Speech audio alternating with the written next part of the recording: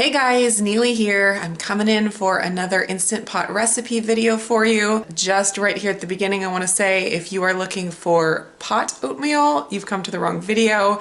This is Instant Pot oatmeal, meaning I am cooking it in my Instant Pot. For this oatmeal, I am going to be using the pot-in-pot method. When I cook oatmeal in my Instant Pot, I always do the pot-in-pot method. I used to try to do it directly in the liner, but it just turned out that it was too thick and it wouldn't come up to pressure most of the time. So I have just gone to using the pot and pot method every time now. You can see I've been experimenting all morning with different pots to put in the Instant Pot and some different measurements. Usually when I do oatmeal, I just kind of throw stuff in and it usually works out. But since I was doing a video on it, I wanted to make sure to get all the measurements right and test it both in the glass and in the stainless steel because that can make a difference in cooking time. So I have a ton of oatmeal here and actually I am going to freeze it into individual servings and I'll be able to have that on hand for easy breakfasts later on. So that'll work out really well. So now I'll show you my pot-in-pot setup.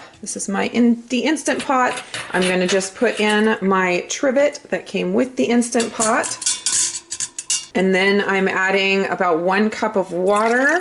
And that is it for the setup. This is a super simple recipe and you can customize it a ton of ways. But the first thing I am adding to my 7-cup glass Pyrex bowl is 1.5 cups of oats. And these are just regular rolled oats. If you use quick cooking oats or steel cut oats, the timing is going to be different. And I may do another video on the steel cut oats at some point. Let me know if you'd be interested in that. And now I'm just adding 3 tablespoons of sugar, and you can use any sweetener of your choice, maple syrup, honey, any other alternative sweetener.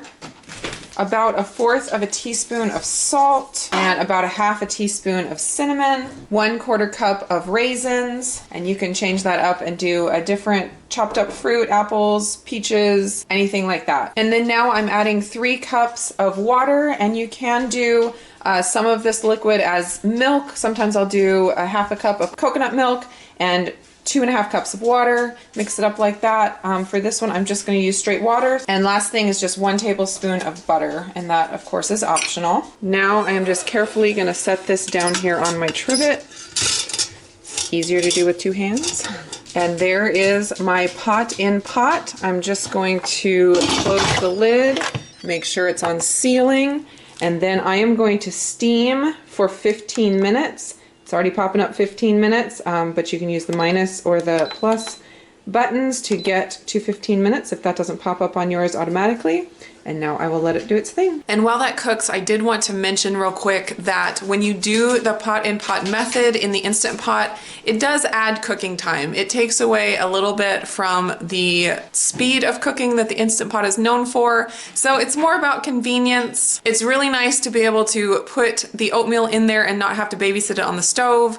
Oatmeal on the stove, I've burned the bottoms many times because I've had to go change a diaper or something and come back and the bottom is scorched. So when you do the pot-in-pot oatmeal, you could probably do it in the same amount of time on the stove and it's not really saving you much, but as far as convenience, it's very nice. Then also after this batch is finished cooking, I will show you how to use the delayed start option. And this is a great recipe to use for getting ready the night before. If you have to get up early and you don't want to take the time to make a nice breakfast in the morning, you can get everything put together in the evening before. It's all gonna be fine overnight. You don't have to worry about anything going bad. And you can just set the timer to start cooking when you want it to, so that when you wake up, you have your oatmeal all ready to go, hot breakfast in the Instant Pot when you wake up. 15 minutes cook time is up and I've just let it natural pressure release for about 5 minutes. This is a recipe that you can do a quick release or a natural pressure release. So just whatever works with your schedule. And I'm just gonna go ahead and release the rest of the pressure here. There's not a whole lot left. There's what it looks like.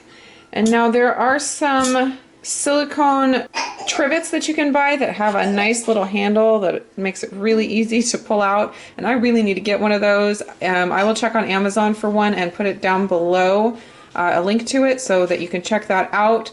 It is a little bit difficult to get the pot out if you don't have one of those, but not impossible. I use hot pad mitts, and if the bowl is small enough, I can reach down on the sides and just pull it out, or with the hot pad mitts on, I can grab the little handles and really carefully pull it out because it can slide off of the trivet. So it's a little bit tricky, but I've never had an accident. I've never dropped anything before, so I'm good on that.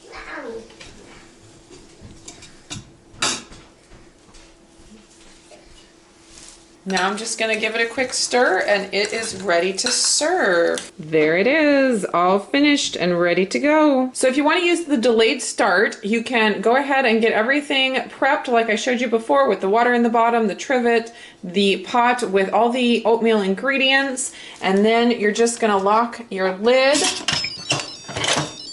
To use the delayed start, what you want to do is just select whatever cooking method you're going to do. We're doing the steam for 15 minutes, and before it beeps and says on, you press the timer button, and then from here you select how many hours and how many minutes until you want it to start.